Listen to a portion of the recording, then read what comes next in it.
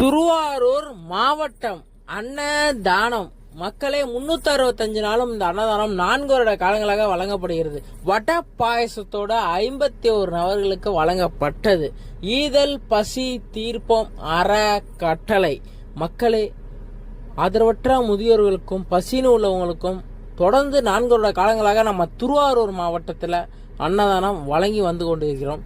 இன்னைக்கு யாரு அன்னதானம் வழங்கியிருக்காங்கன்னு பார்த்தீங்கன்னா, திருவாரூர் புதுத்தெரு ஆர் ஆகாஷ் அவர்களின் சகோதரி ஆர் காவ்யா அவர்களின் 4ஆம் ஆண்டு நினைவு நாள். பார்த்தீங்கன்னா இன்னைக்கு அவங்க குடும்பத்தோட வந்து 51 நபர்களுக்கு நினைவு நாளுக்கு வடை பாயசத்தோட திருப்தியான அன்னதானம் இத்தனை பேருக்கு வழங்கியிருக்காங்க.